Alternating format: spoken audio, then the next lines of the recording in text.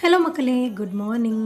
இன்றைக்கி மார்னிங் பிரேக்ஃபாஸ்ட்டுக்கு வந்து அடை தோசை தான் பிளான் பண்ணியிருந்தேன். அதனால் நேற்று நைட்டே இதெல்லாம் ஊற வச்சுட்டு இந்த எல்லா பருப்பையும் கலந்துட்டு தண்ணி விட்டு நான் ஃப்ரிட்ஜில் வச்சுருவேன். ஏன்னா புளிக்காமல் இருக்கும். இன்கேஸ் நீங்கள் வந்து காலையிலேயே ஊற வைக்கிறேன்னா ஒரு 4 to 5 ஹவர்ஸ் முன்னாடி ஊற வச்சா போதும். அடைக்கி கொஞ்சமாக முருங்கைக்கீரை போட்டால் சூப்பராக இருக்கும். ஸோ அதனால் மாடிக்கு போய் திருட்டு முருங்கைக்கீரை பறிச்சுட்டு வந்துட்டேன். இதோட ரெசிபி வேணும்னா கீழே ஆரோ மார்க்கெட்டு டேக் பண்ணுறேன், மறக்காமல் செக் பண்ணி பாருங்கள். நான் ஒரு சில யூடியூபர்ஸை பார்க்கும்போது அவங்க ஏஜ் வந்து அரௌண்ட் 45 to 50 அந்த மாதிரி இருக்கும். அவங்களெல்லாம் பார்க்கும்போது ரொம்பவே ஆச்சரியமாக இருக்கும். ஏன்னா அவங்க இப்போ பிஸ்னஸ் ஸ்டார்ட் பண்ணியிருப்பாங்க. அதுவும் இல்லாமல் நல்லாவே டெக்னாலஜிஸ் யூஸ் பண்ணி க்ரோத் ஆகுறாங்க. ஆனால் நாம் இந்த ஏஜ்லேயே ரொம்பவே வீக் ஆகிட்டோம். முதுகு வலி, தலைவலி அப்படின்னு சொல்லி நிறைய வலி வந்துருச்சு. நாம் அந்த ஏஜில் இப்படி இருப்போமான்னு தெரியல. பட் ஆனால் இருக்க ட்ரை பண்ணணும்.